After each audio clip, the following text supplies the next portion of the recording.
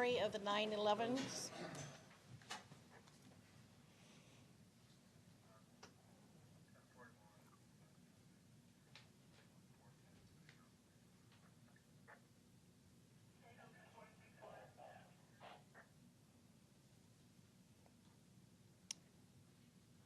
If you'll join me for the Pledge of Allegiance, please.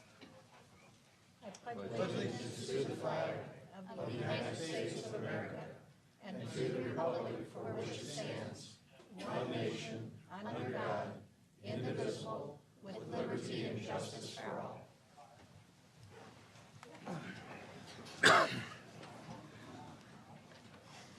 Thank you all for participating in that.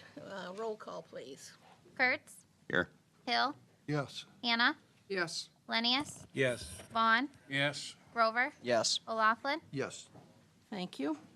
Next, I need approval for the agenda. Motion to approve the agenda. So moved. Second. Motion from Hill, second by Grover. All those in favor say aye. Aye. Opposed, the same. Motion is carried. Next on the agenda is service awards. Am I doing this? Are you doing this? Or how is this going to be done? I love all the people that are here for it. What is your plan? Who's playing? Does have somebody? I would be glad to give them out, but if you have something else in mind. Rick will do it. He likes to speak. I would do it, Rick, but if you have something else in mind that you would like to do this, that's fine with me also. I guess it's just a pleasure to be in front of the council, not knowing for sure we were gonna do this, how we were gonna do it for sure, but with the Iowa Firemen's Association representative here, I'll let him introduce himself. I don't know him personally, unfortunately, so, but it is an honor. When you look at service and how well you are represented, there was a nice memorial this morning, so I appreciate your moment of silence for the 911 memorial. And as they get together and you look at the years of service, and on two individuals that we're going to talk about tonight, when you look at that and combined, there's 80 years of service in the fire service, and that's just absolutely amazing. So with that, it's an honor to have learned and grown up and be part of this fire department and be part of what they do. So we're really honored to be here with them. So I'll turn it over to the Firemen's Association, and he can give his spiel, and then we'll bring our two individuals up. Okay. I'm Nick Riley. I'm the third vice president of the Iowa Firefighters Association, and it's an honor to do these awards. My dad was a fireman for 33 years, and when I moved to Traer, I wasn't even totally unpacked yet, and my dad wanted to know where the fire station was. So I've been on our department down there for 10 years. So for these guys to have 40 years apiece, 80 years total, it's truly an honor for me to be here to present the awards that we give from the IFA. So you want to start? And Okay, you bet. I can finish. Also, as combined, I think one thing that I would like to do too, I'd be remiss not to do, to know that, and we've since lost the two individuals that probably are completely responsible for, but their fathers both started in the fire service as well. So Doug's father and Daryl's father both were in the fire service, and so you've got a long-standing history here in the city of Independence, and I think it's pretty well noted along the way. So first and foremost, the family members that are with us, and I know they're going to hate me for this, but let's have the family members stand up, please, of both families, because I know Mary Kay is here, Laura's here. Come on. There we go. This is truly what it's all about. When it comes to the fire service, when the pager goes off, like you heard a little bit ago, and they abandon these folks at the restaurants, and they abandon these folks at the supper table, and they leave and they do what we do day in and day out. So a round of applause for the family, please. I know that from personal experience too, so that makes a big difference. The rest of the firefighters and ladies that are here, if you'd stand up too. Firefighters represented here for us. This is our local peoples, at least that are here along the way, so we appreciate that. Well, you can stay standing, and Doug and Daryl, I know they're in here, so if we would be so kind as to bring them up. And then Mayor, you have anything that you would like to say? Or I guess I would like you to present the certificates for probably the newspaper's sake, if that's okay. Yeah, Can we come down there? Yeah, absolutely. That's right. Right. So first, on behalf of the City of Independence, I guess, we'll, the mayor, wherever you want to start, Daryl's is on that side, Doug's is on this side, so however you want to start along the way. That one's mine. That one's, yeah, that one's. You do yours. That one's next, so here's the city. Where are we at for pictures here? I need to. No, stay there, Nick. Oh, you want me in here too? Yeah. Okay.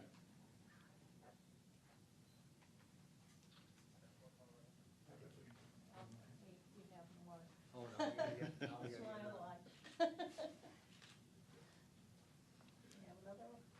Juanita, can we have a group picture when you're done with both of them? Oh, Yeah, we'll make I sure don't that. have to pick this up. You don't have to pick that up. Okay. I'll explain that too when Okay. you get done with yours. Come on over. Get on this side. Yep. Make sure I don't take the wrong one.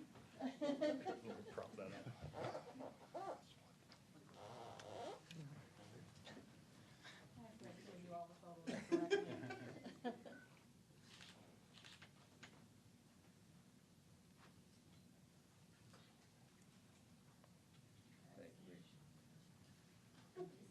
And I- also for the City of Independence. I'm it's a excused. Longstanding, you can be excused, thank you. Longstanding honor for the 40 years of service to present them with the bugle, and that is, again, it's quite an honor.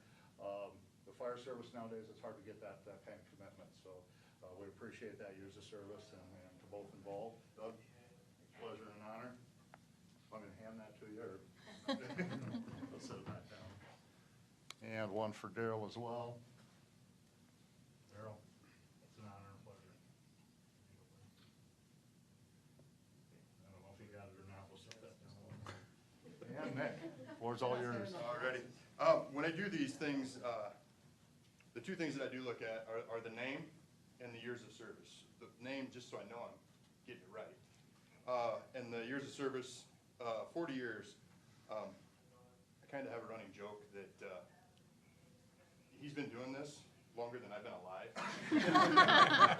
So, if that tells you anything, but this one is the closest one to my age. So, I hope that doesn't make you feel that old. But this is a Material Service Award. This certificate acknowledges that Doug Cook of the Independence Fire Department has served as a good member in good standing for 40 years.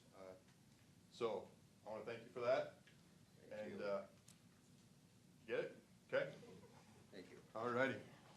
And I won't make the same joke about you. So I don't have to say it again. But this one is a Material Service Award. This certificate acknowledges that Daryl Johnson Jr. of the Independence Fire Department has served as a member in good standing for 40 years. So, thank you. And also, guys, I do have two of our statues here. It's 125 years statue from the IFA. Each one is numbered and everything for you. And I have boxes back there so you can get them home safely. Alrighty. Alrighty. So, that's all I got.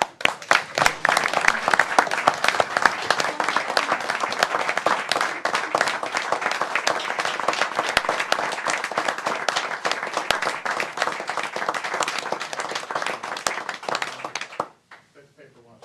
Paper ones?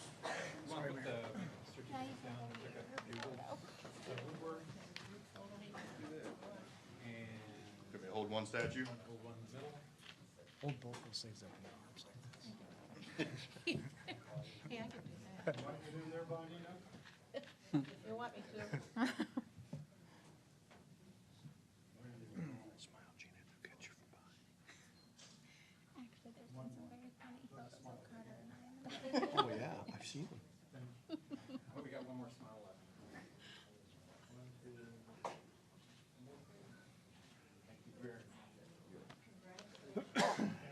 Thank you. Thank you, sir. Can you carry all that? I'll carry some. It's neat. Yeah. That's her old Winnie. Just want to be a fireman. I date one. It's good now.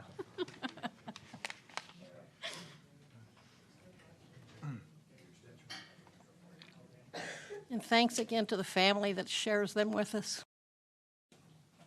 Appreciate it. Thank you, council, for continued support.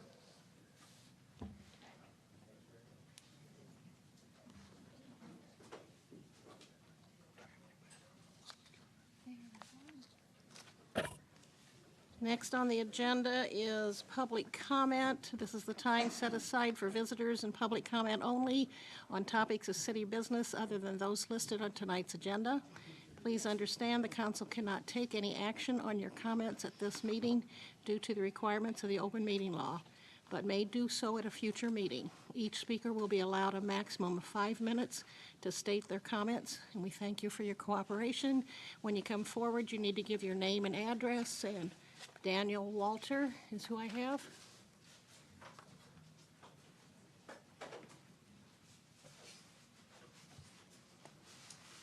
Hello, my name is Dan Walter. Address is 415 11th Avenue Northwest in Independence here. Thank you. So I just want to first off thank you guys for letting me come up here. Not the best public speaker, so you're gonna have to bear with me here. So I'm kind of up here because I love the city. I grew up here. My whole family's grown up here. I don't know. I haven't talked to any of you personally, but I'm sure you guys know my brother Jonathan. I care about this city. I love this city. It's always new and progressive, and there's always something new to see, something new to do, or a business to go to. But I've been concerned that there's been some issues and some ideas that have just been pretty much halted by some people that for some reason they don't want the new ideas to progress. And that just concerns me as a city that's very progressive. Something that's not progressive is, not very good. But basically from what I can gather, the only way they're doing this is just by plain old simple bullying. And I don't feel that that's the best option to do here.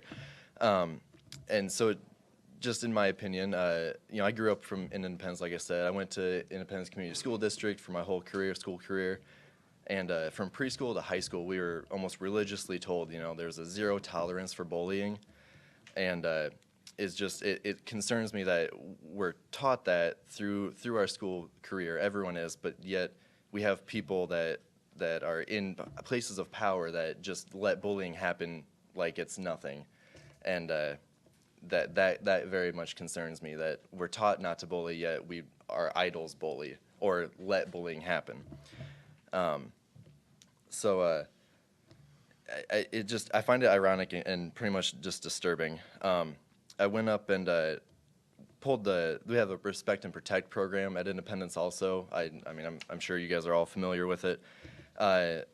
Basically in it, they have 5 qualities needed by an adult to succeed at environmental control. The quick right here, the 5 that they have here are congruence. Basically, say what you mean what you say, take responsibility for your choices. Conviction, hold true that violence is wrong and to not be swayed. Consistency, hold firmly to your principles over time. 4 is compassion, be courteous, respectful, enforce consequences, don't be a pushover. 5 is courage, do what they believe needs to be done, even if it's unpopular or frightening, and face the problem head on and do something about it. And I feel comfortable saying that if I saw these 5 qualities represented by our people in power, that I wouldn't be here with these concerns, because there wouldn't be an issue. And I think the most important one here is courage. Just having the courage to stand up to the people that are trying to bully everyone, trying to get their way because they think, their way's the best, and they're just going to shove everyone else out of the way to do it.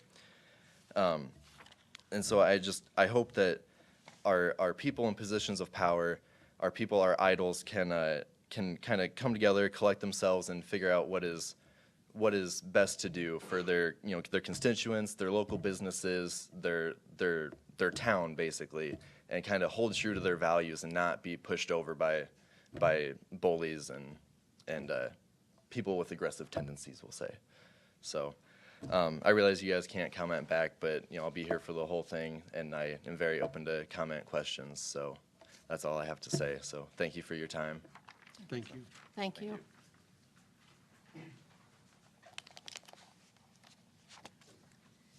Next, I need a motion to accept and approve the consent agenda that approves the following: the minutes of the August 28th, 2017 regular meeting, city financial statements from the month of August, budgeted transfers for the month of August, and Colonial Life supplemental insurance offering. So moved. Motion from Kurtz, seconded. Second by O'Laughlin. All those in favor say aye. Aye. Opposed, the same. Motion is carried. Next on the agenda is a motion to approve the claims for payment. So moved. Motion from Hill, Second. seconded by from Grover. Any discussion? All those in favor say aye. Aye. Opposed, the same. Motion is carried. Petition from the public. First on the line is Independence Police Department Officer Lau. If you would come forward, please. Oh, good evening. Just to bring you up to speed as far as our junk properties and junk vehicle enforcements, we're kind of starting to slow down on that now since we're getting into the fall area. I'm finishing up with a handful of properties as well as taking on a few new properties that are complaint-based. I'm happy to report this is our third year that the police department's been in charge of that, and the numbers have went down drastically from where we started at. I think that, you know, by educating the public, by enforcement, and also community involvement, I think has been a big key to get those numbers down. Our other small things like people who are mowing their grass into the street and other simple violations have also went down drastically. Not nearly as much of that going on today as it was, you know, 2.5, 3 years ago.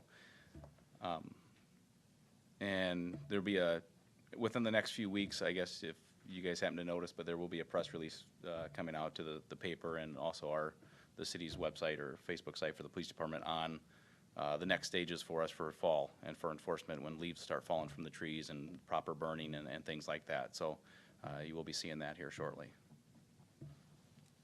Does anybody have Anybody any have any questions? Questions or anybody? I have a comment, and that is, I agree completely. I don't think you hardly write any tickets. You No, mostly do no. all of it by persuasion, Yes. and Yes. citizens love that. They don't like the hammer. They like the kind reminder Yeah, I mean, that we you give them. we all have a common goal. The common goal is to get things clean. The majority of people, you know, 95% of people, that's all they need is a conversation and to know that you're going to check back with them. And you know, most people are very perceptive, but you are going to have that 5%. But yeah, very few times have we actually had to issue citations and follow through with the actual legal process. If you look at the numbers for the 3 years. And you guys are unique. Most of my cities, and in the bigger cities in particular, they won't do this. They're scared to death of it for some reason. And maybe sometimes they think they're too good for it. But you get your police officers out there talking to people. They like that. Then they know him, and then they say, "Hey, by the way, my neighbor's cooking some funny stuff." You know, Yeah. and it really works well. And so, I love what you're doing. I think it's great for the city. And I couldn't agree more. I mean, so many times from being out on a property for code violations, it's turned into other things, or just good personal relations with the public. You know, I have people that will call me every few weeks and, "Hey, stop by, I got to talk to you," just because they know me and, you know, they feel like they can trust me and they're going to see some results, or, you know. So I get a lot of calls like that aren't even code related, just moving on into the other side of law enforcement. So When is the burn ban going to be lifted? that I don't know, but we've got people back there that might be able to. The fire chief and the mayor will set the dates. There's 2 10-day windows in the fall. You know, you don't want to wait too long, but if we get started too early, there's not really enough leaves down. I know that they're falling, and I know that's on our docket, but it's just a little bit early yet.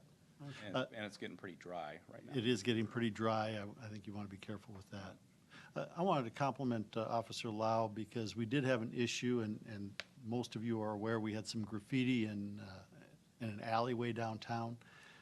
We have no ordinance that precludes that from being on the walls, but through his effort, the property owner, at least one of the property owners, did go out and give a real good effort at cleaning it up. Wasn't able to make it perfect, but again, just through persuasion and cooperation has made a big difference down there. So I think kudos to Officer Lau and his effort there. Somebody was cleaning off the post office the other day, too. Oh, Did you well, talk to them about that? And that's been there for a long time, so that's good to see.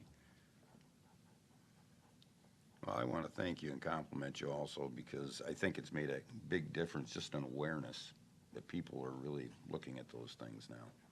Yeah, we've came a long way from what we were 3 years ago, and community involvement and acceptance and, just stopping to talk to people. And like I said, 95% of the people like me and want me to show up. But you do have a small window of people that aren't happy, but you're never gonna please everybody. That's But right. What about the 5? Most of us can't say that. no, you're all biting your tongues, so. I wish we could get to 95%. That's what I mean. It helps that they see you out and about for other reasons other than code enforcement. And so they're getting to know you that way and the other officers, and they know that they can report to anybody, but you're the one that'll follow up on Right, it. and a lot of times, those people are gonna report something other than code enforcement. If they're gonna report a burglary to their shed or some other thing that happened to their kid at school, they know, hey, we've talked to Officer Lau before, and I'll come back to work and I'll have voicemails of people that specifically are asking for me for those types of things too, so. So did you get a cupcake last weekend? I did not. Oh, bummer. You were working instead, huh? Yes. Okay. Sorry about that. Did the assistant chief eat yours too? I didn't take a cupcake. I thought I'd save that for the smaller kids. Thank you again. I'm glad you come every month and give us an update on You're welcome. everything. Appreciate Leave. that. Thank you. Thanks, Brad. Thank you.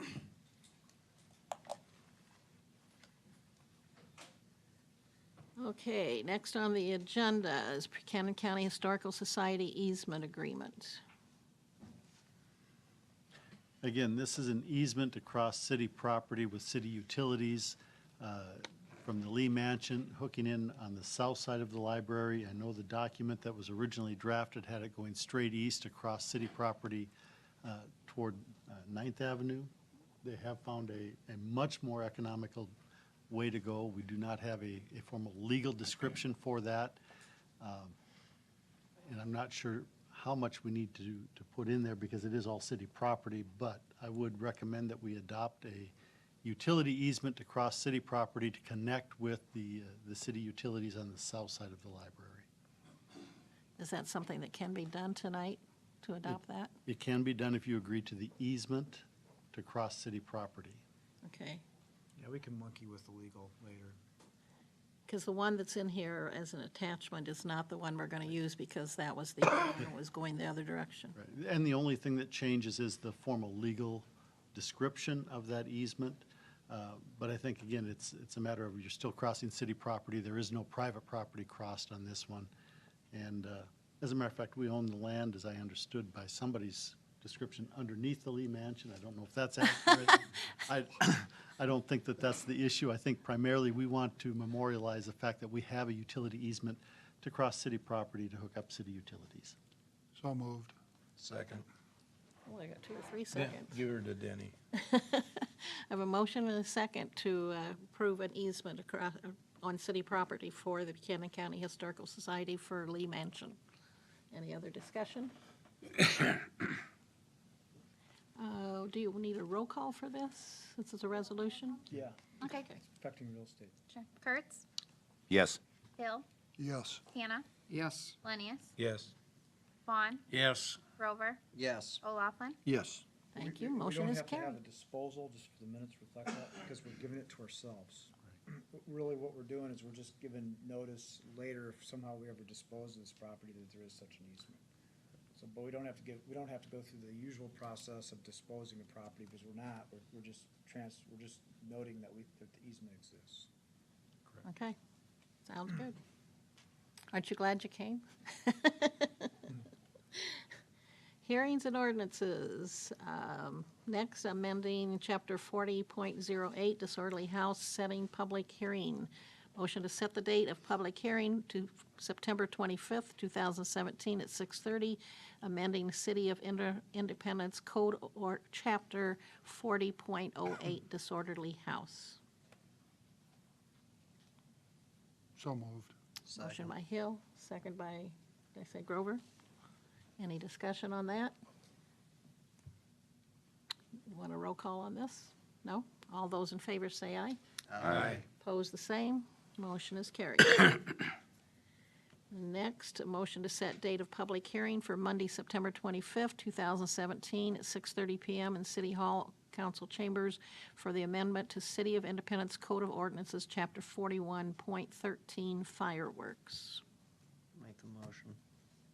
Motion, Grover? I'll second. Second by O'Laughlin. Any discussion? All those in favor say aye. Aye. Opposed, the same. Motion carried. I do have a question going back to the disorderly house. Where, will people be able to see that in the paper and on the city website? In advance of the public hearing. Because that's gonna be a pretty good dollar amount if we pass that, so. I want Correct. people to know what we're doing. Next meeting. Both of them will be next meeting, on the 25th at 6:30. 6:30? Just a public meeting? It'll be part of the agenda. Okay.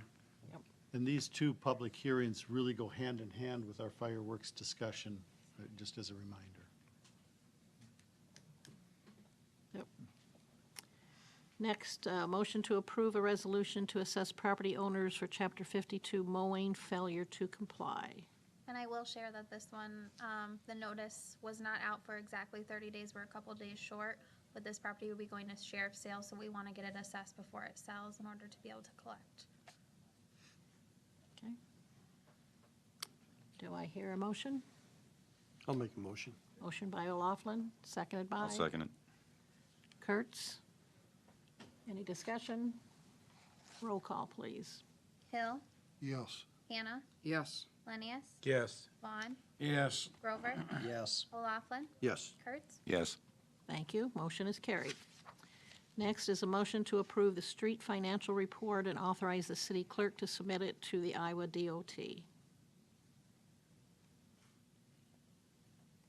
This is our standard annual report that we submit to the DOT to get our road use tax funds every year. I'll make a motion. I'll second it. Motion from Lenius, second by Kurtz. Any other discussion? Roll call, please. Hannah, Yes. Lenius, Yes. Vaughn, Yes. Grover, Yes. O'Laughlin, Yes. Kurtz. Yes. Hill, Yes. Thank you. Motion carried. Next, a motion to approve a resolution to authorize the mayor to sign a contract for service with Iowa Northland Regional Council of Governments for income verification process pertaining to the LMI Down Payment Assistance Program. We discussed this in our workshop. This is, in essence, a memorandum of understanding stating that Intercog will do the income verification for LMI applicants at a standard rate of $250 per application. We see none of the incomes or information at all. The application and all the supporting documents go to Intercog. They verify it. They give us a thumbs up, thumbs down. Either they qualify or they don't for the LMI Down Payment Assistance Program. Maybe what, for people, what's the LMI?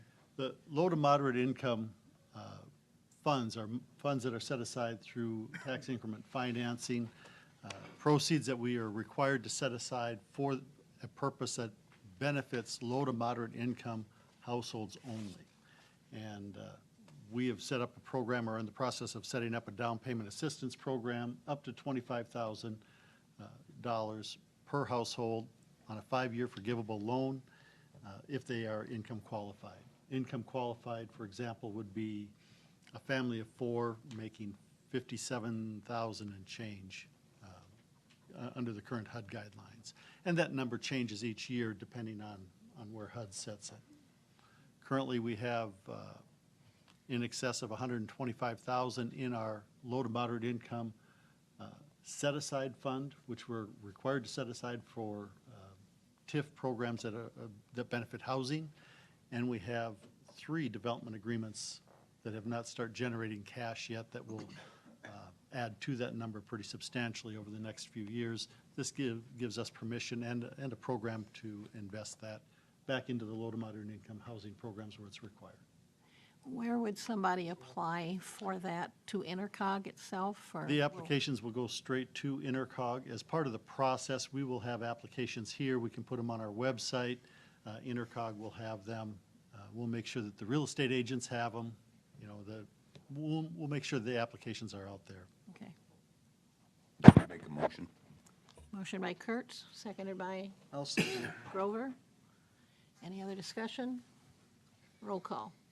Lenius, Yes. Vaughn, Yes. Grover, Yes. O'Laughlin, Yes. Kurtz, Yes. Hill, Yes. Hannah. Yes. Thank you. Motion is carried. Next, I need a motion to approve a resolution authorizing an internal advance of general funds for the purchases required to start the Independence Bark Park. This again was also discussed, I believe, at the workshop or meeting of the whole. I'll make a motion. Motion from O'Laughlin, seconded by Hill. Any other discussion? Roll call, please. Vaughn, Yes. Grover, Yes. O'Laughlin, Yes. Kurtz, Yes. Hill, Yes. Hannah, Yes. Lenius. Yes. Thank you. Motion is carried. Now we're down to new business. I need a motion to direct Levi Architecture to develop the plans and specifications for the City Hall step entrance project. You have a copy of that. I believe that was put in front of you for tonight, and we did look at this, I think, at the workshop also. I think that's my car in this one picture. These are just slightly revised from the ones that you saw at the workshop last week. They came in this afternoon, but the same concept as what we had looked at the workshop.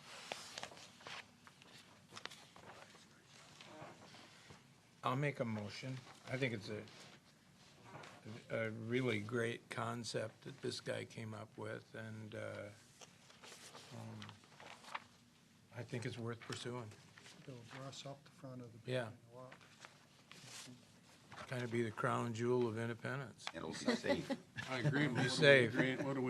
What's the motion for, Mike? Motion is to direct Levi Architecture to develop the plans, specifications. Hire the guy to, is that what we're saying? Yes. How much money is he charging? He's doing it on an hourly basis, and I can't recall what the contract that we approved with them is as far as the hourly rate. It depends on who's doing the work, whether it be the head architect or one of the technicians. This is basically saying we approve the design that's in front of you, and we want you to create the plans and specifications so we can go out for bid. You will have to approve the bid documents before they are sent out to the public for bidding. Right. This is just telling them, keep going with this concept, we approve the concept. I'll second if, I can't remember if there was a second. Motion by Lenius, second by Hill. Any other discussion? Roll call, please. Grover, Yes. O'Laughlin, Yes. Kurtz, Yes. Hill, Yes. Hannah, Yes. Lenius, Yes. Vaughn, Yes. Thank you. Motion carried. Next, I need a motion to approve the IIWPC to complete the mandated biannual bridge inspection. I would make the motion. Motion by Kurtz, I would second it. seconded by O'Laughlin. Any other discussion? Roll call, please. O'Laughlin, Yes. Kurtz, Yes. Hill, Yes. Hannah, Yes. Lenius, Yes. Vaughn, Yes. Grover, Yes. Thank you. Motion carried. Typically, when do we get the information back from the inspection? It's due by the end of the month per the state requirements. Now, the state will extend them a couple of weeks, I would guess. They'll probably ask for an extension of that, so we'll see it in October. And this is the same ones that did it 2 years ago, same group? Same company that completed the inspection 2 years ago. What was the name of the company now? IIW, IIW? Is that how you spell it? IIW, yes. No, I don't know what that stands for. I know. Okay, motion to approve an agreement with AV Fuel for the supply of fuel at the Independence Municipal Airport. Currently, the airport has fuel supplied by Av Fuel. It's the same company that's been out there for the last several years. If we are going to sell fuel out there, we have to buy it from somebody. This is an agreement with Av Fuel to continue providing their their product for both avgas and jet fuel. The agreement that you have in front of you, the signature page, has two changes that we requested with Carter's assistance. One is the state of Iowa will be the state of jurisdiction should there be a dispute, not the state of Michigan. And the contract will be for 3 years, not 5 years. But I've also asked them to stipulate on the special terms and conditions that should we stop selling fuel as an entity, if the city stops selling the fuel, this contract terminates. Now, that is in the fine print if you want to read some of that interesting legalese, which Carter enjoys. But I wanted to make it easier for us, and just to clarify it, so before we sign it, that special condition page will include, even though it's duplicate, if we stop selling fuel as a city entity, this contract is null and void. This should have all been discussed at committee of the whole instead of just kind of thrown at us to vote on it tonight. Well, we can wait as long as we wish on this. The challenge that we have is with the airport manager leaving the end of September, there's only so much time that we have to continue to sell fuel out there. And that's the concern that I have. What you have in front of you in an effort to keep this on track is the signature page with those special conditions did not arrive today. I expect it tomorrow, but we won't sign it until we have those special conditions. They were agreed to verbally, but I don't have that signature page to put in front of you. Will this, oh, go ahead. I just had a couple of questions going through this. I see, this looks like it's not just the fuel, it's also going to be the software for using credit cards out there? If we take a self-serve credit card system, this is all part of that same product, and it is part of their standard contract. They haven't added anything for us. They gave us basically their cookie cutter contract. Okay, that'll be $20 a month? Yes. And then as far as fuel, are we guaranteeing any amount that we're gonna be selling? No, we don't guarantee how much we're going to sell. We guarantee that we will buy a tanker load at a time, so our purchases are a minimum of 7,500 gallons, whether it be avgas or jet fuel. Our tanks are 10,000 gallons. We've got a little bit of room in there so that when we get below 2,500 gallons, at any point, we can order a tanker. But that's really our commitment, is how much we order, not how much we sell. And then the last one, it was kind of a little confusing on page 5 and 6. It talked about the customer, which I take it is us, having to provide a sales list to them. Does the credit card process go directly to them, or do we have to provide them with info? No, and that would be more in line with if we took pre-sales, if we had customers that were coming in buying bulk or buying on account, which we are not doing. That particular line item does not pertain to anything that we're doing. So do they charge us a certain fee for each time somebody uses their credit card on the fuel? There is a fee. It depends on who the credit card is with. It's a different fee for MasterCard versus American Express or Diners Club or whoever it might be. So each of the credit card companies will set that fee. So does that come out of the amount that we would get for the gas that's sold? There's a couple different ways to do that. Generally speaking, there's a different price for credit card sales versus those that have have full serve, because we add that to the price of the fuel. Generally speaking, it's a 5%, or 5-cent tax, if you will, or fee, whatever we'd be paying the credit cards.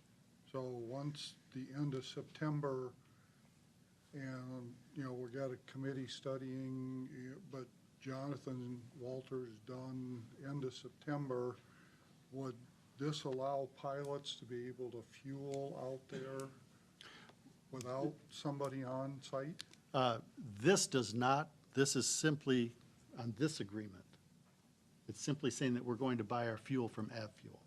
If you give us to the next agenda item, we'll talk about the self-serve fuel piece, which is separate from where we buy our fuel. But we need the software to go with the next agenda item? Right. The software is regardless of who we buy who we set our equipment up for the credit card sales. That's you have two choices on that. This is just the fuel company, and they provide this service with the software to do the billing for us. If somebody buys with a credit card, it puts it directly into our account. I believe it's twice a week, Gina, and we get a reconciliation report. We can track it. We know where it's at. We know how much is coming in for that. That's all on their side with the software. Okay, and we don't pay anything more than the 5% or whatever Well, to them for all that information? the credit card companies get their percentage. They don't, AvFuel does not get that. That goes to the credit card companies. They get payment for their software. So That's we the- don't pay anything more than $20 a month, For, even though they're processing all that? They used to. Like when I had the liquor store over there, if you didn't sell enough, then they charged you $100 a month for having that equipment there.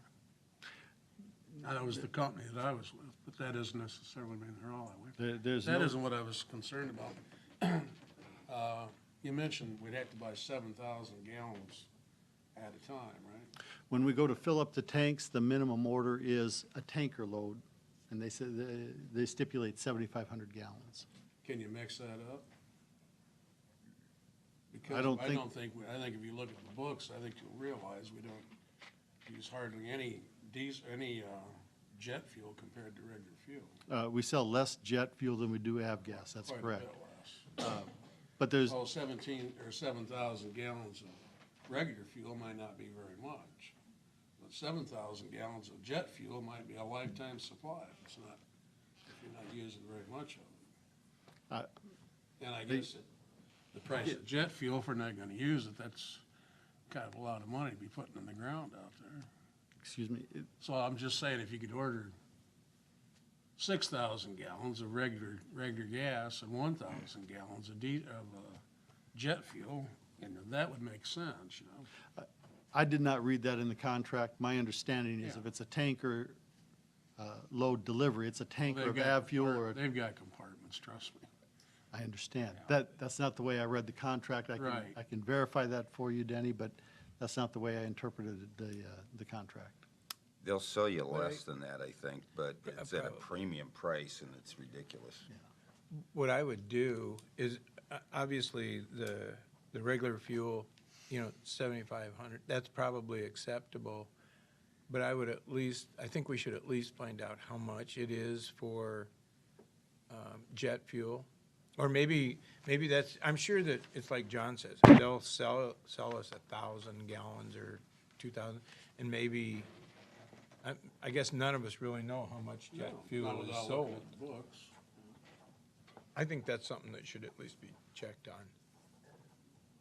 And are we locked into this for 5 years, like No. this says? We're locked into it for 3 years. We asked about shortening that up. We're locked into it for 3 years or until we stop selling fuel. If we are out of the fuel business, the contract terminates. If we get out of selling fuel as a city and put it back to an airport manager or an FBO, in 90 days, we're done. The contract is terminated. And it terminates by default because we're no longer selling fuel. But we've used this company for a long time, right? And evidently, we or Jonathan, we as a city have made the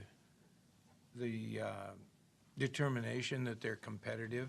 I mean, I would guess, usually the only thing that people are really worried about in any length of a contract is that somebody's gonna charge you too much. But I would guess that this is pretty market-driven.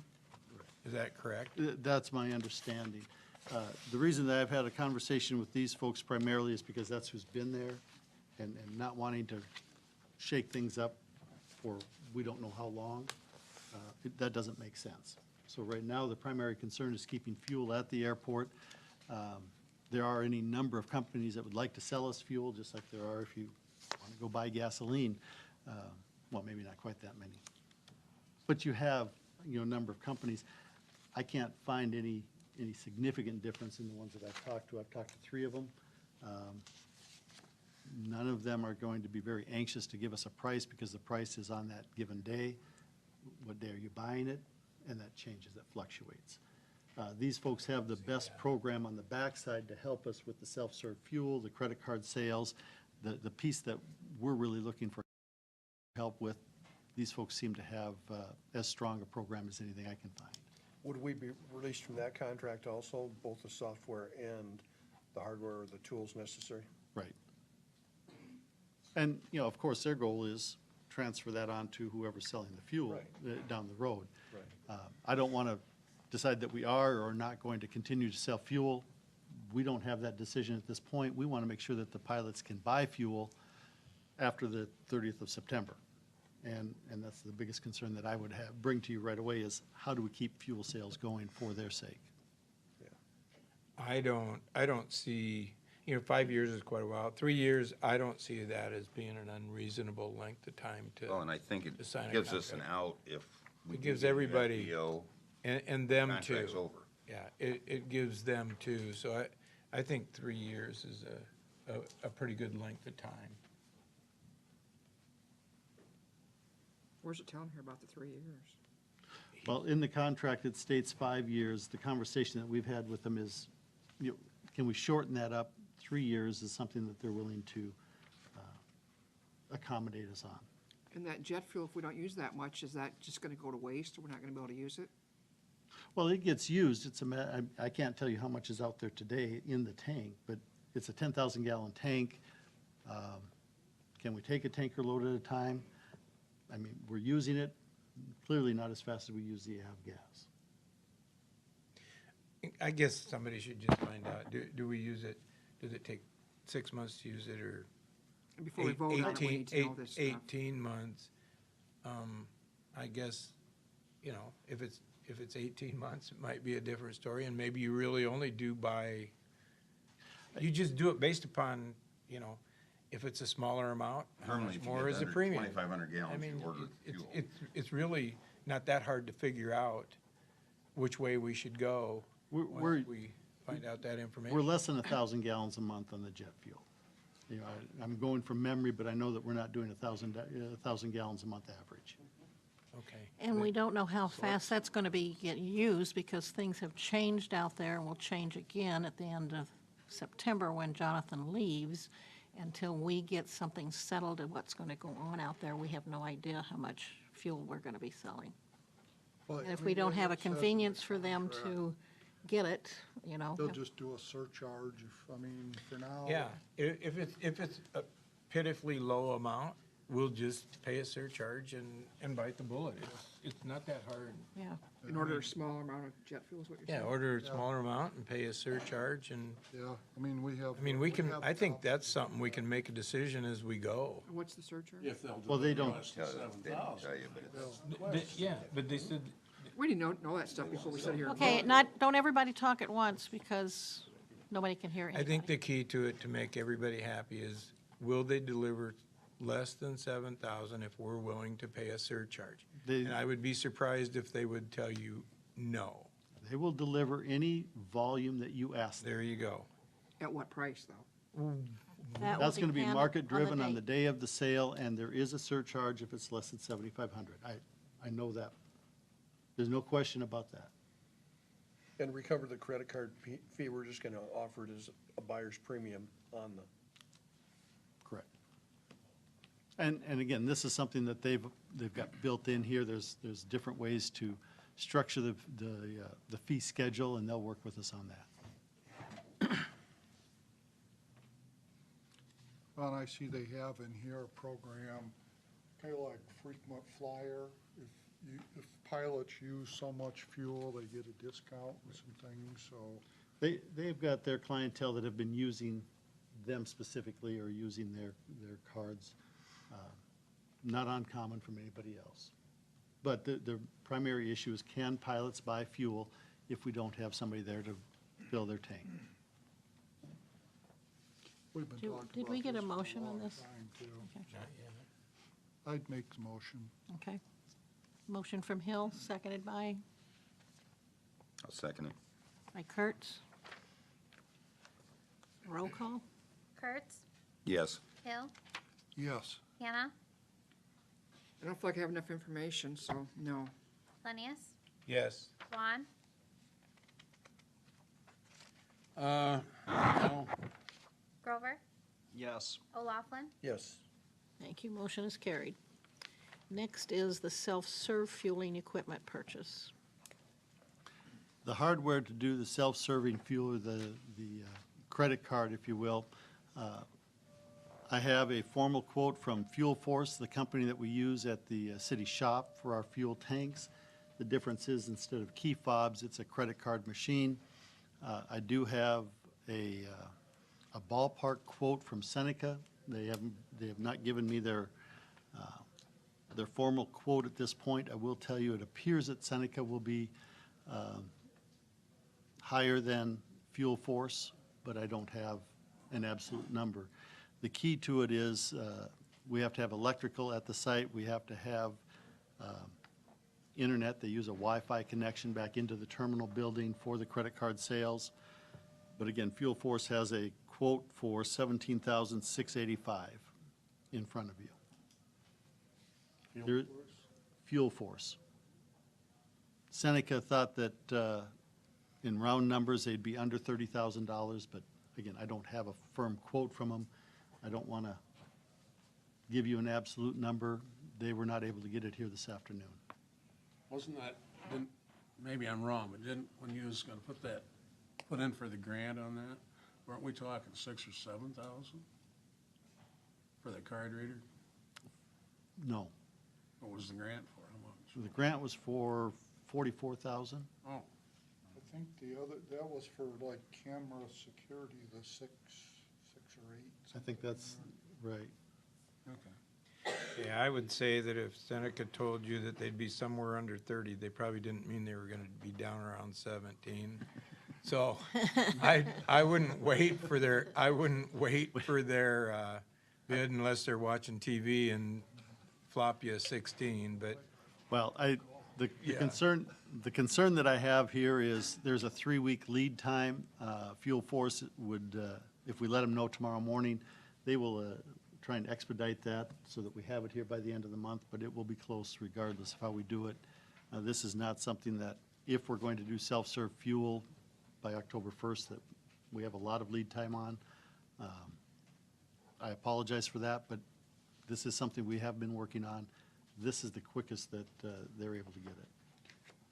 Is there a maintenance agreement on this? There is a maintenance agreement that's primarily for the licensing software. That comes in on the backside, how we can use it and track it here like we do up at the shop.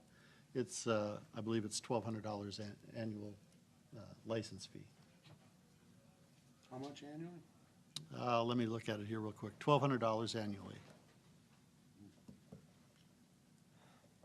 So is that if the equipment breaks down, they come out to fix it if we have that agreement? That's correct. And the software is the same way?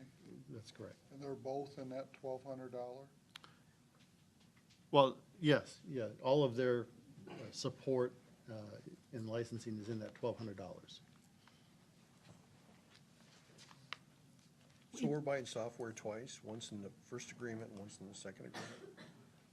Different software. It's not the same software. One is on the billing side. This one is on the maintenance of Use of the the- fuel serve. The if you will. program necessary to run the self-serve? Right. Not on the billing. Right. There are only 2 companies that are really out there doing this equipment, Fuel Master, which this one would fall under, and then a QT. I can't tell you what the difference is, but both companies have really zeroed in on the Fuel Master side of it. Again, it's something that we're familiar with, we're using at the city shop for our own, instead of credit cards, we use key fobs. We pay a fee for our one for the city shop, don't We we? pay for that we fuel? pay the same kind of a fee there. I thought- Our maintenance, licensing maintenance fee, yes.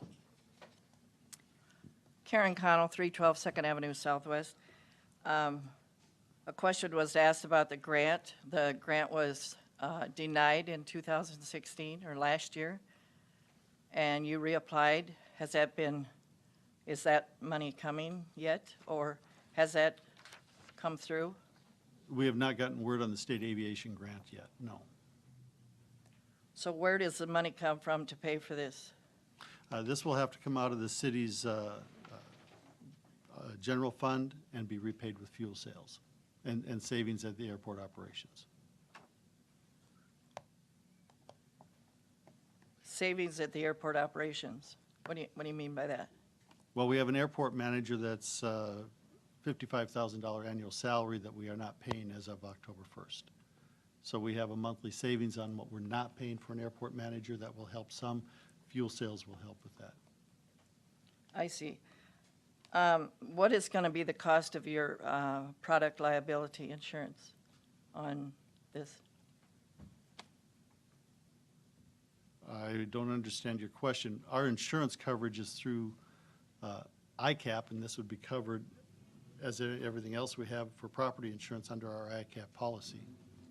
I think you have to have product liability insurance, airport product liability insurance, to cover the fuel sales. Again, I'm fairly certain that we're covered under the ICAP, but I'd be happy to check for you, Karen. I think you should, and also include the council with that answer. That could be anywhere from $2,000 to $5,000 a year. Also, who's going to monitor the fuel? You're right now at a standstill because you don't know what you're going to do with the airport. As long as if someone is interested in coming here to be an FBO and a manager, that opportunity will be put back to them if they want the fuel sales, which most FBOs do handle the fuel sales. It's part of an income for them also, along with the maintenance, the flight instruction, and everything else. But when you are accepting this fuel, who is going to be the responsible person? What plans do you have in that area of who is really responsible for accepting that fuel? Who's going to sign the ticket? Who's going to do the testing when that fuel is coming off that truck? The fuel testing, the fuel receipt, that'll all be handled by city staff until we decide what we're going to do at the airport. It's fairly straightforward. It's something that can be done really by just about any city staff, as long as they have the training and the knowledge as to what to do, which AvFuel does provide. So a qualified person will be able to do that? It'll be a qualified. They have to have the testing done right when they unload that load? They have to have the testing done at a minimum every week.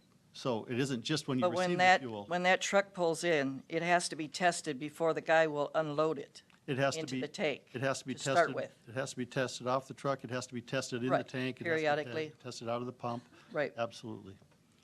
What in the interim, who is going to handle anything if an airplane comes in and has any other kind of an issue? You've got the credit card fuel. That's one thing. What happens if they need a mechanical thing or a oil or transportation or, some other issue? How is that going to be handled with? I don't think the council's had that conversation yet, Karen. So nobody is really responsible for anything except staff to accept the fuel? Well, I'm not sure that I'm going to speak for the council on a topic that they haven't discussed yet. Okay. I was just wondering. And I was just wondering. I'll attend the meeting and learn more there. Thank you.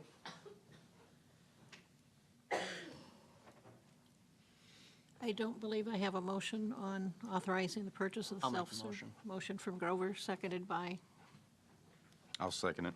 Kurtz. Roll call, please. Hill, Yes. Hannah,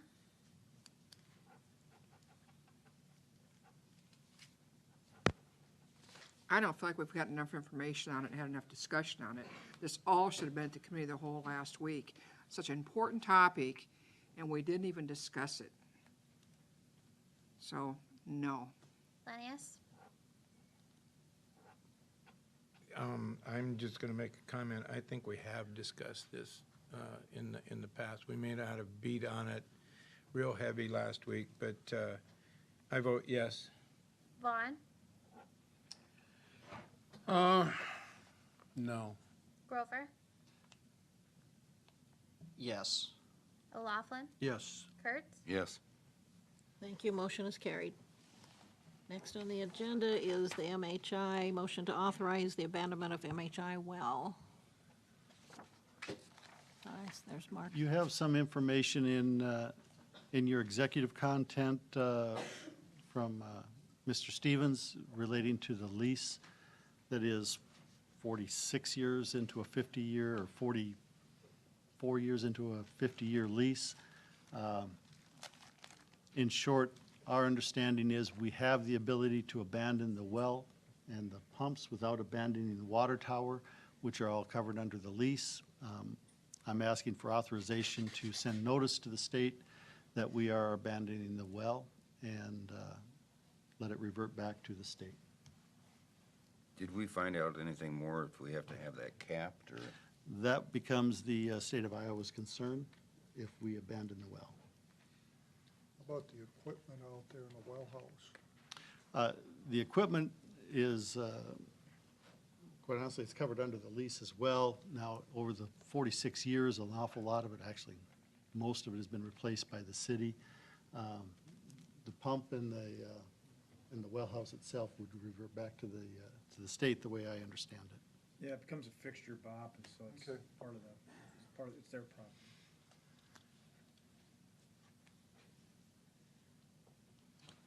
I'll make the motion. Motion by O'Laughlin, seconded by I'll second it. Grover. Roll call, please. Hannah, Yes. Lennius, Yes. Vaughn, Yes. Grover, Yes. O'Laughlin, Yes. Kurtz, Yes. Hill. Yes. Thank you, motion carried. Next, I need a motion to demolish the bathhouse at Bathing Beach and to replace it with portable units. Porta potties. Porta potties, sorry. That was a bathhouse? Are At we one point. are we gonna get rid of Huh? that one downtown too? It's always been The closed. one down there by the river? Yeah, No, it's Bremer not Park. close, not that one. it's Yeah. not being used, so. The one by Bremer Park, I think, poses a little bit different problem. You know, it's actually hollow underneath there. I mean, you just have to re-pour a lot of things. So at this point, it's not being used. The only one that's currently opened is the Bathing Beach, which, you know, at this point, dollars and cents wise, it's probably cheaper to go with the porta potty. You'll probably get a lot less complaints about it.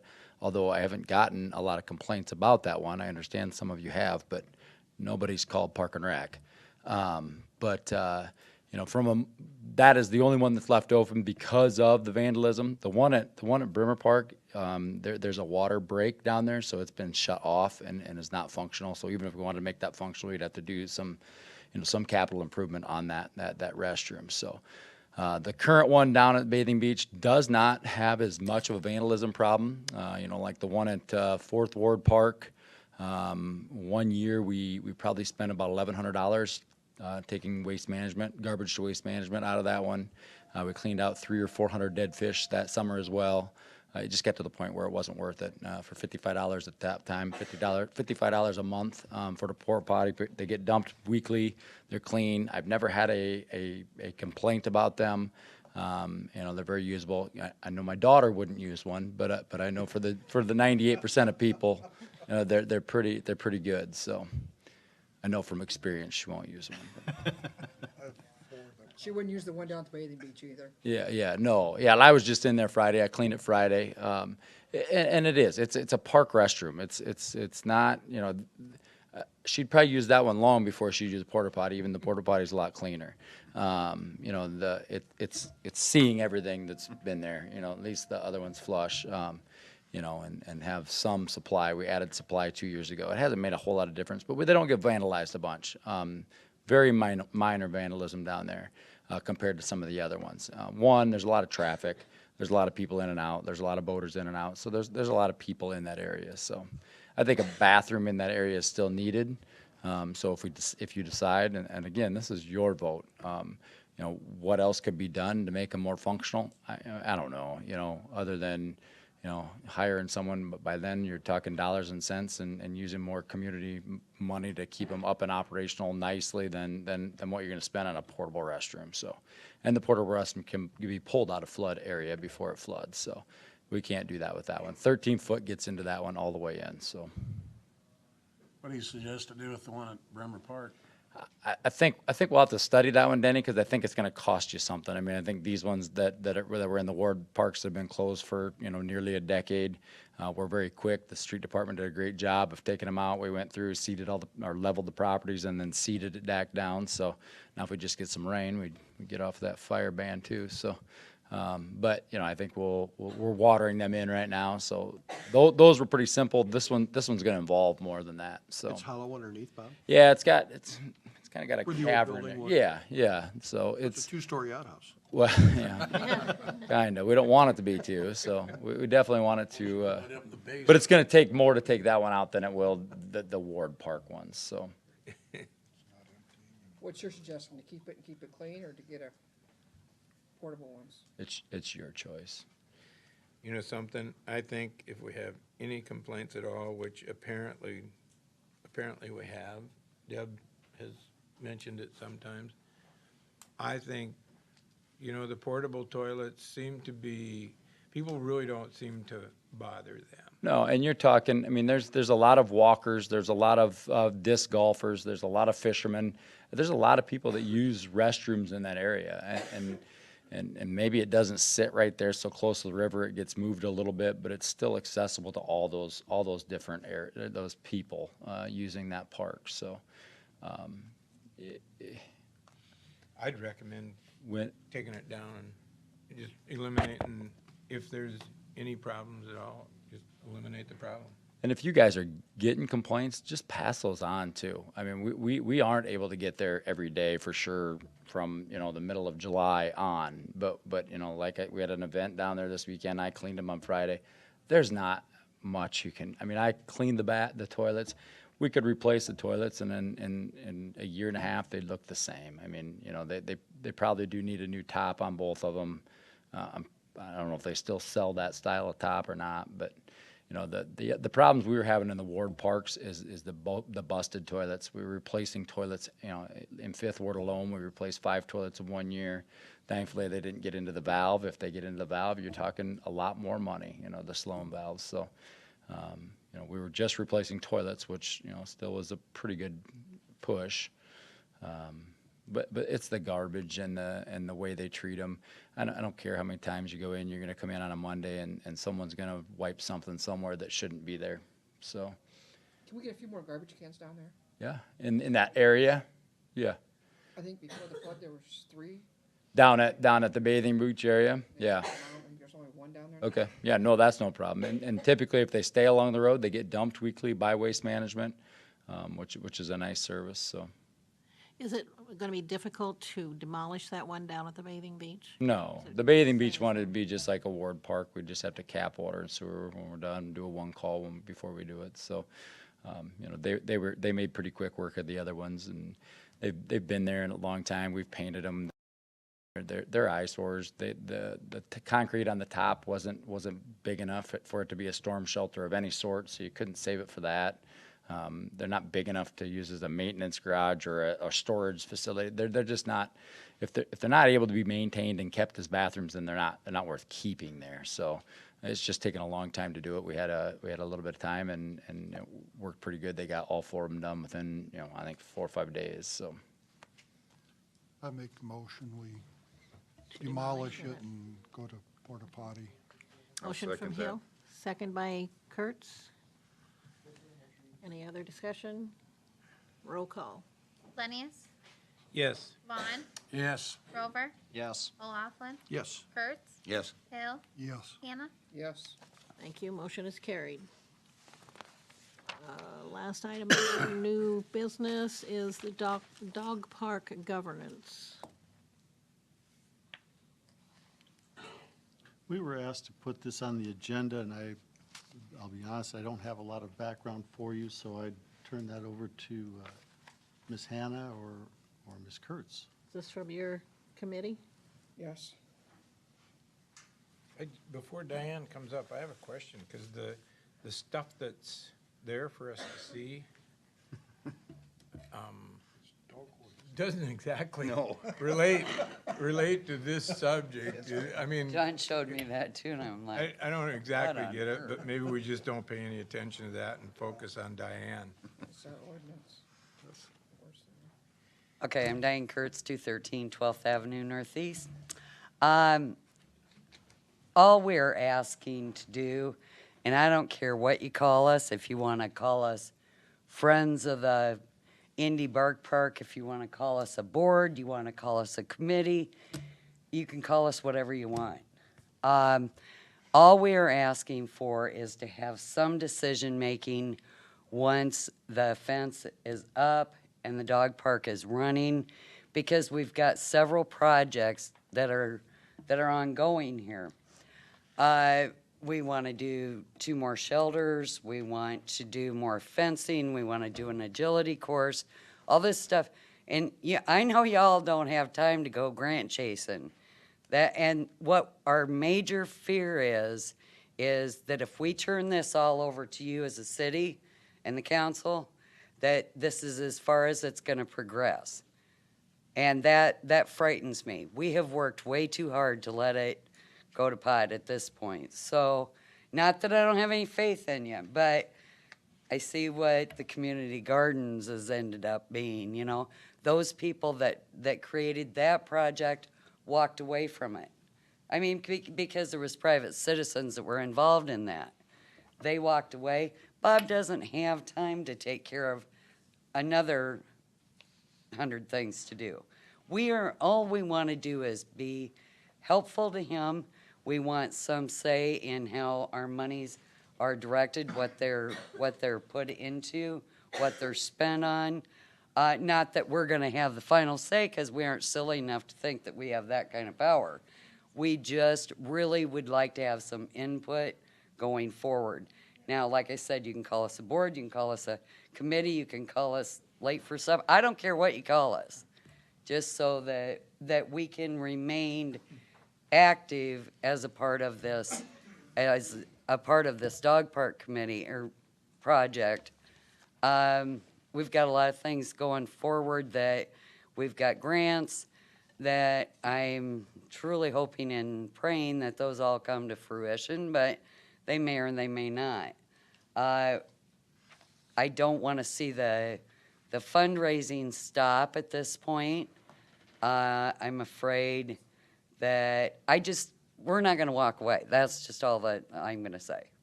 We're not going to walk away. We don't want to be Bob's boss. We want to help Bob. We've offered to take over, like one of the flower beds in front of the skateboard park. All of us girls have extra flowers. We're going to take care of that. Make things look nicer for Bob and out there. I'm sure we could probably get a look. By the way, what's that big pile of dirt on the north side of the greenhouse out there? Been out there lately? I was. I'm like, ooh, is that for us? But anyway. We're just leveling some areas. Awesome. Awesome. But we don't want to be anybody's boss. We don't want to do anything like that. We just want to have a say.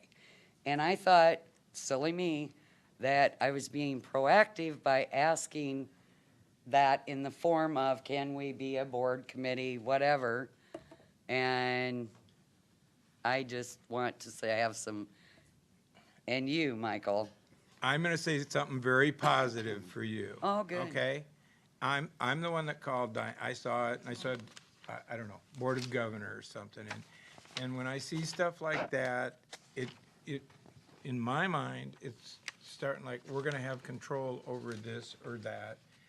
You know, and there is a point in time when, the committee has to be recognized for what they've done, and it gets turned over to the city.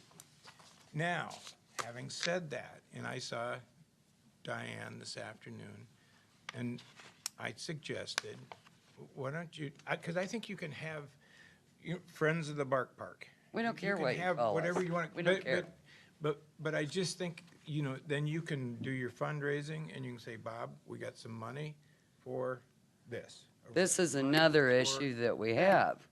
But is I just think, I think you need to make sure that you're not a controlling thing in the whole deal, but that Well, you're not gonna let us do that. you're right. I know that. You're right, but But I'm I'm friends gonna- of the Bark Park. I'm going to tell you one thing that we do want is we want to be able to see financial statements. We want to know where these donated funds are, where they are going, what they're being spent on, on an ongoing basis, not just right here, right now. Because people who are giving donated money to the Indy Bark Park expect it to go to the Indy Bark Park. If that all ends up getting turned in to the general fund, which I'm hoping and I'm guessing that it won't, but I can see that happening down the road with a different council, different, I mean, that could, all I'm saying is and I've talked with Bob, come here, honey. Let Bob get you off the hook. But I mean, we've talked about this. We don't care what you call us. Yeah, I assume, and I've had a conversation with Diane, and I think a Friends of the Bark Park is great. Any fundraising dollars that they raise and don't spend, I assume will be just treated like any other thing that we do, is go into an iPaid account, not back into the general, and then only pulled out when we spend something. But I think to keep the creative ideas plus the plan, I think the committee has done an outstanding job. I mean, every time I turn around, there's a fundraiser, which is great. You've got a hardworking group.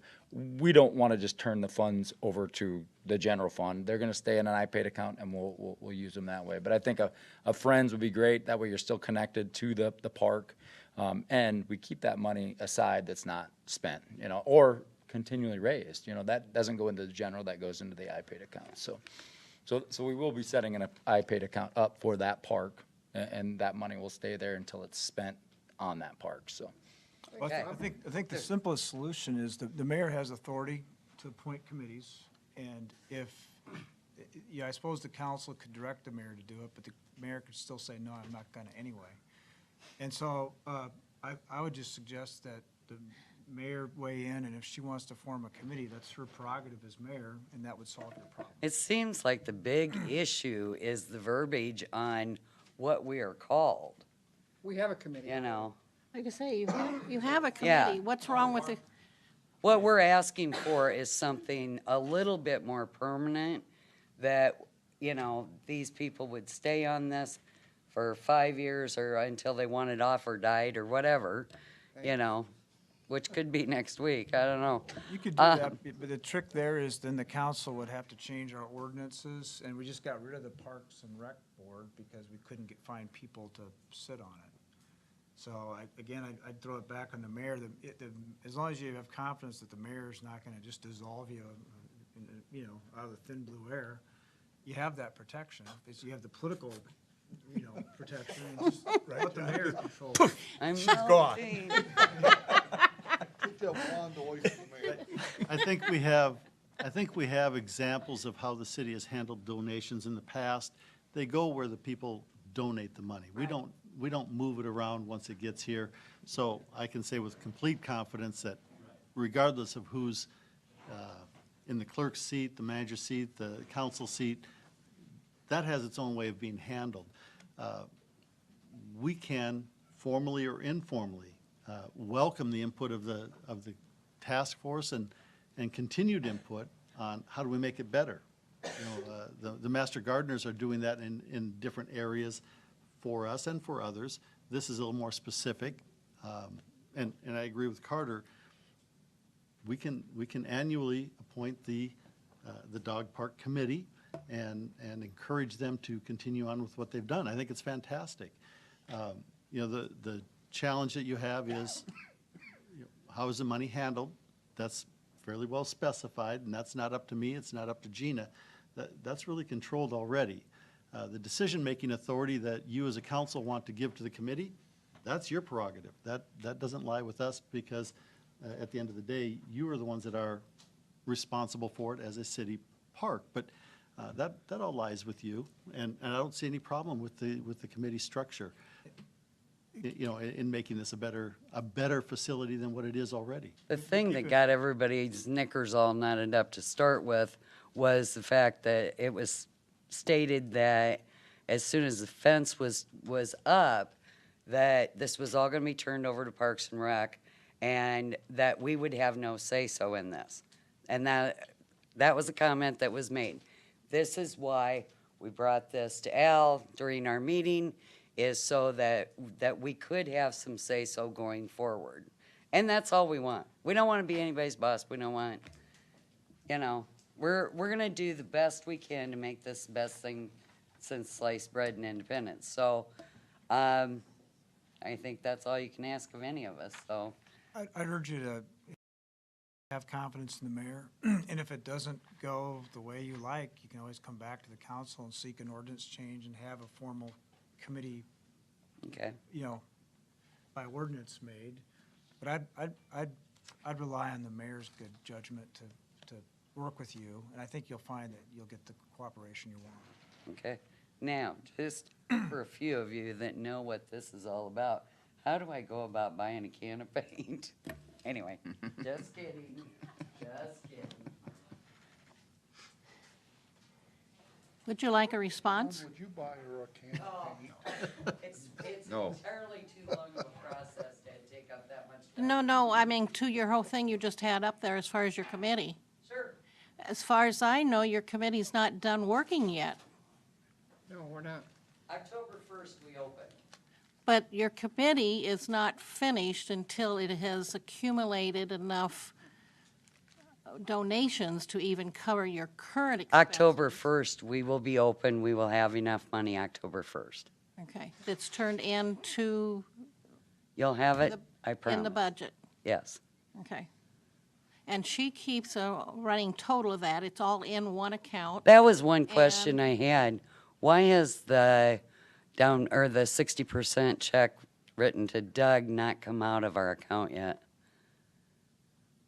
I'm sorry, I don't understand your question. I'm sure that Doug Novak cashed the check because he already has the material, so I'm sure he cashed the check. But it's not been deducted.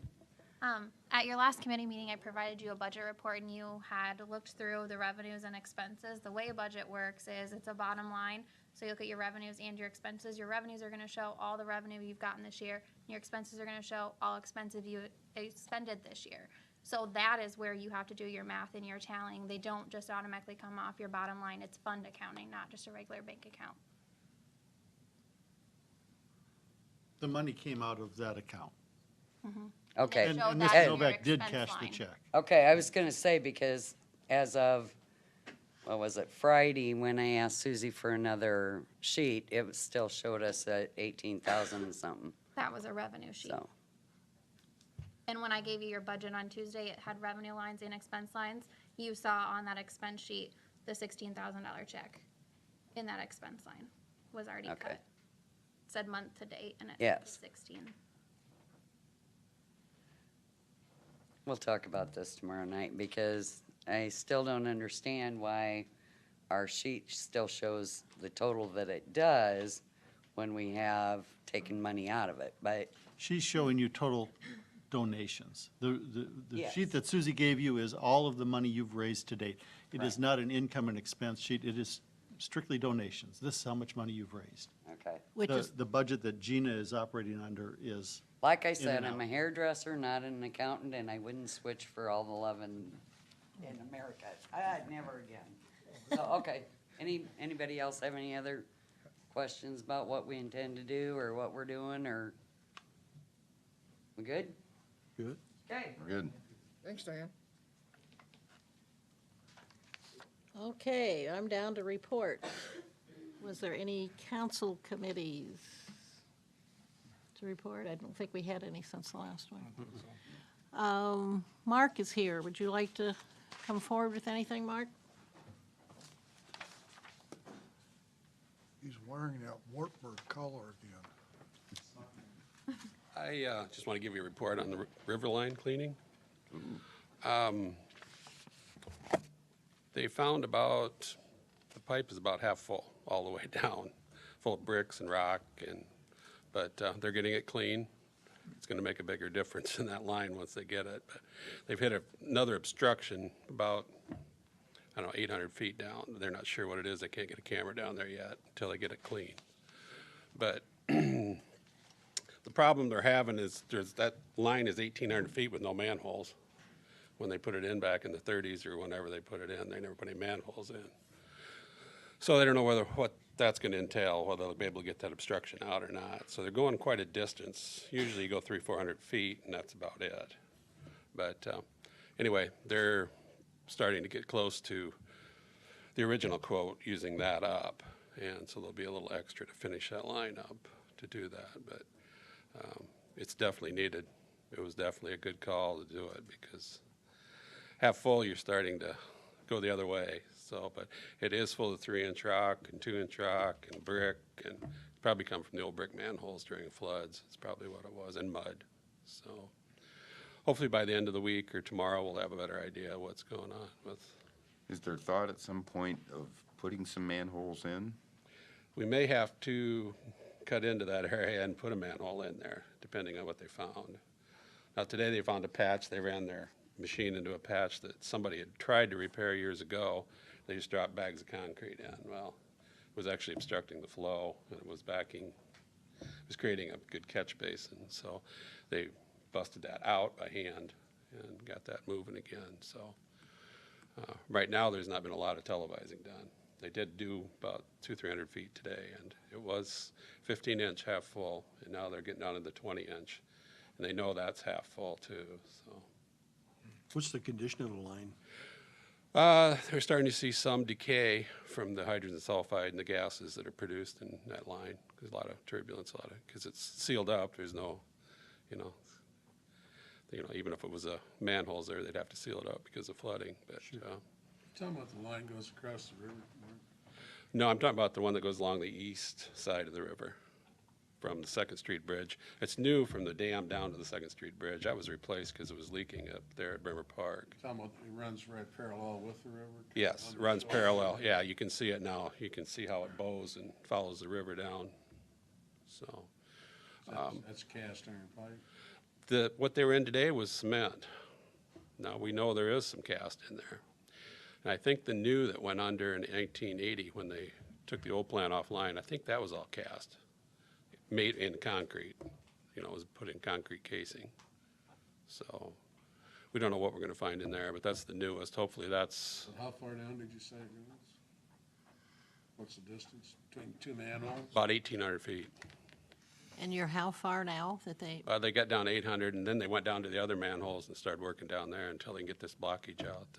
It's still flowing over, so it must only be a half.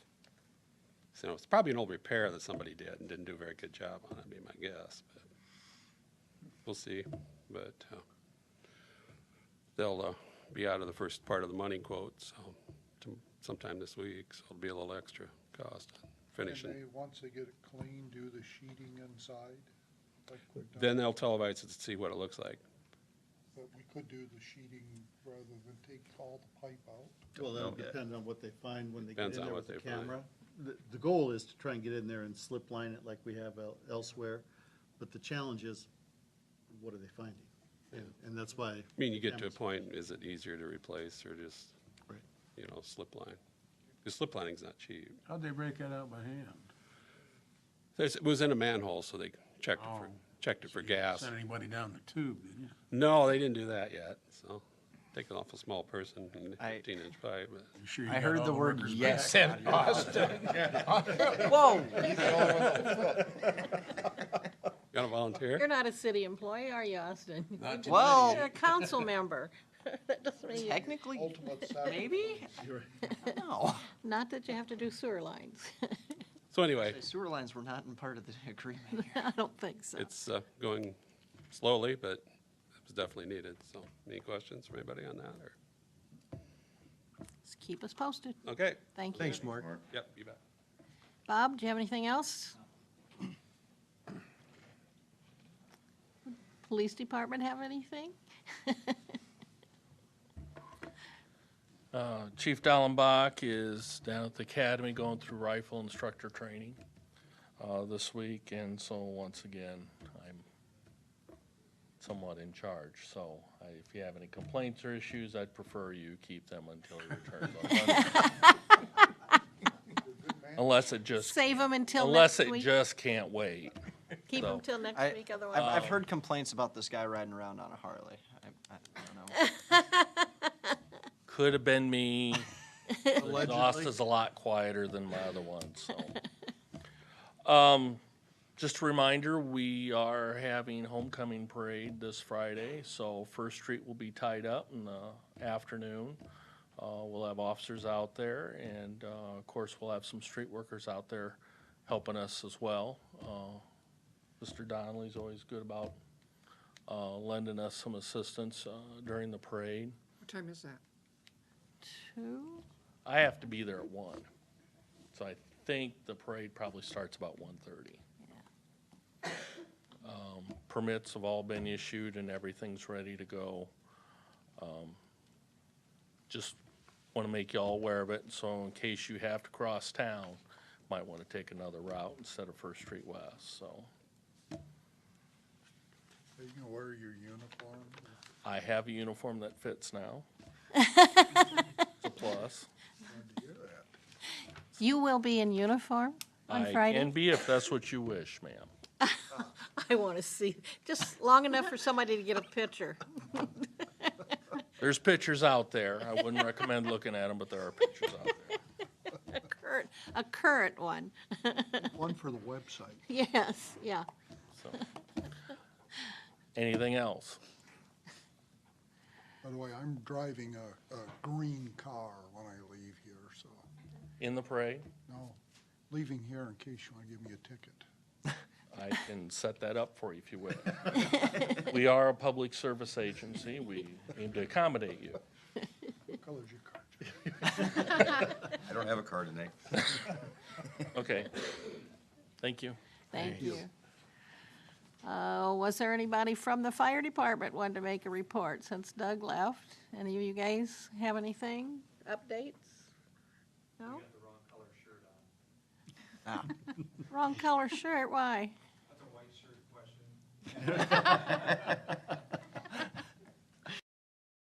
Oh, That was a very informative update. yeah. Okay, we'll start with council members. Michael Laughlin, do you have anything tonight? Yes, I do. I have two things. First of all, I wondered what the progress was on the property joining the pool as far as the cleanup and I understand the date is October 1st for completion. Was there anything signed or sent? I had a constituent question. I don't have, I was looking into that this morning too. I don't have a copy of the signed easement. We do have a progress meeting tomorrow morning, the silt fence, before we can do anything further. That silt fence has to come out, and I believe Portson was going to, we're hoping they'd do it tomorrow. My understanding was that the attorney of the purchaser sent it to the city to be signed? I'll look into it. I did not have it this morning, but I'll find it. This was quite a while ago. Yeah, again, I haven't seen it, but I'll find out. It's in the mail. And secondly, was invited to visit the library, had a great time down there, wonderful programming, and crossed the street myself, and I would recommend a light. You didn't get hit. Did you turn the flashing, No. did you push the button for the flashing light to go on? No. Did you try it? No. You didn't even try it? No. I knew there was a reason I liked you. But I want to see that, You just like to live dangerously.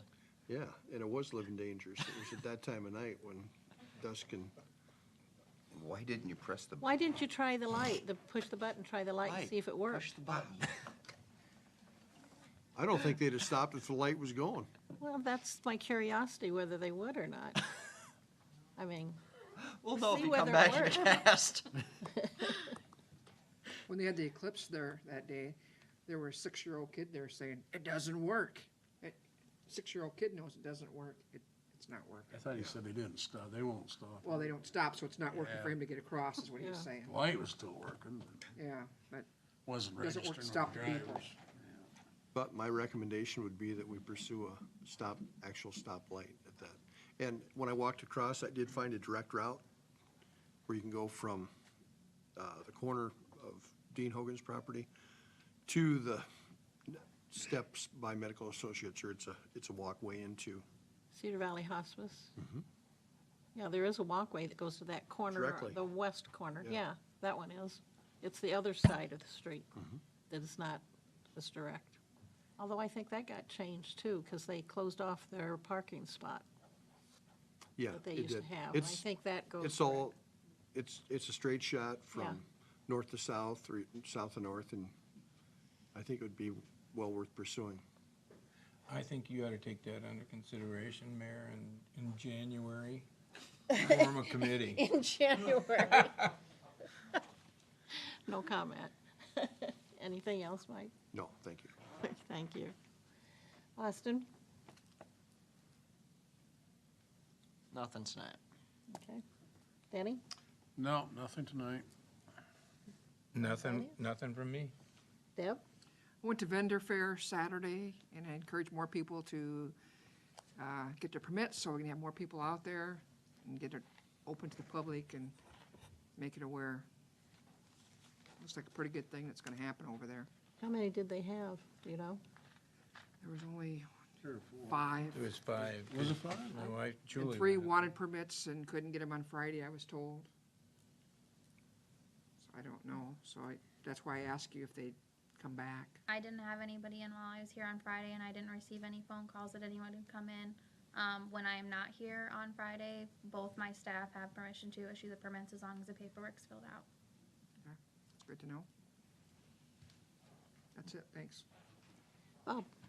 Well, just kind of the same thing. I went to the Arts Under the Oaks, and I think that's what it was.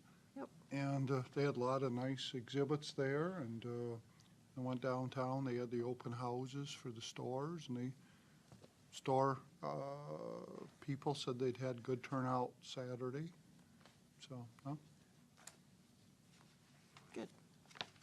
I just want to thank everybody for all their support of the dog park committee and the bark park, because it makes my life much easier. So you're saying stop supporting. Since she left, you felt it was okay for you to Sleep at my speak? house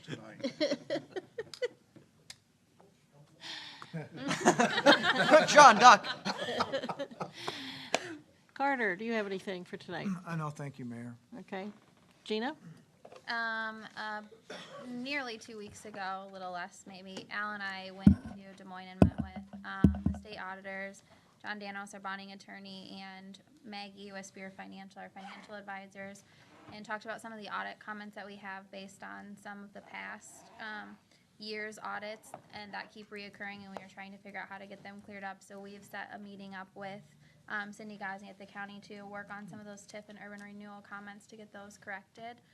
There's some reconciliation things that we're gonna go through with Maggie and Cindy to get those corrected and hopefully get those cleared up on our audit so we can get audited on the current fiscal year instead of some of the stuff from the past. I'll be working on the annual financial report and the urban renewal and TIF reports and debt certification reports. Those are annual reports that we have to file, so I'll be starting on those since I've got a couple of them already out of the way that you've already approved. Al, do you have anything? In reference to the Bark Park, I'll remind everybody on September 24th is the golf outing, the golf tournament.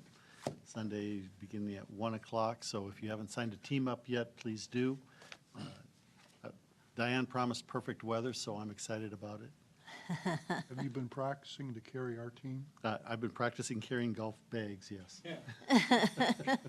John, this is part of his review this year, is how well we do. We're in trouble.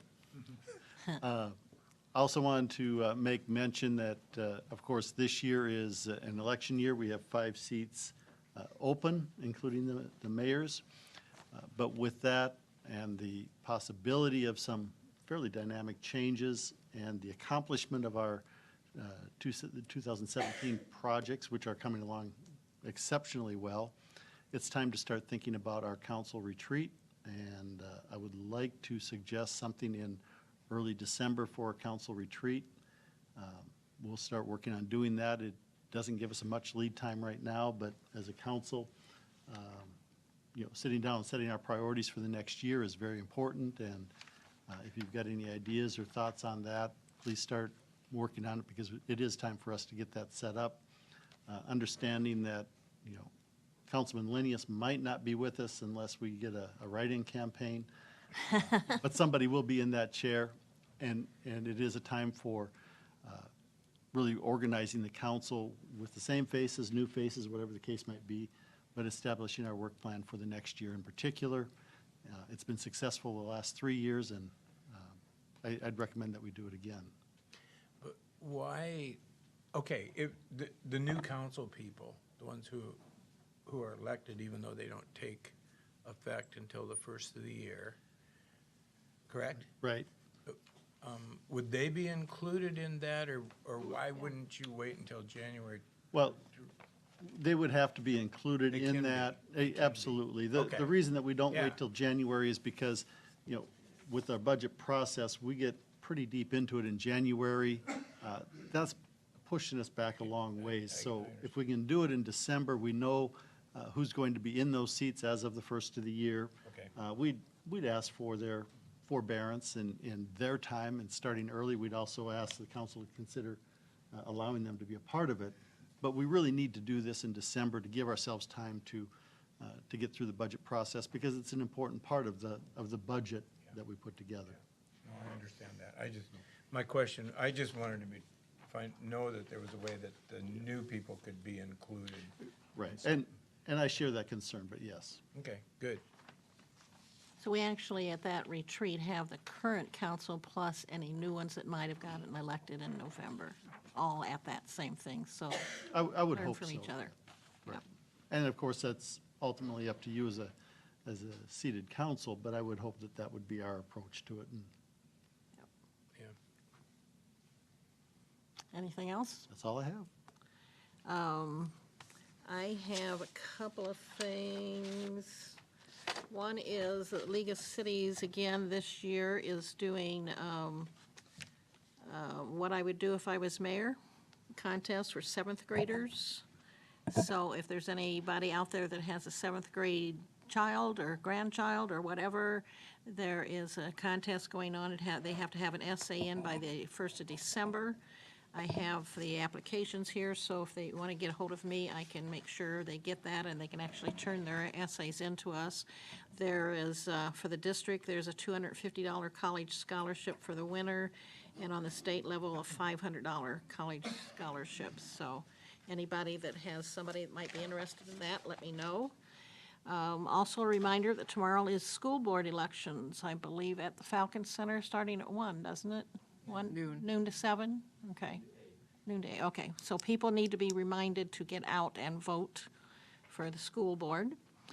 I also have a request that I'm going to go to on Friday at Grout Museum in regards to missing in action from the Korean War.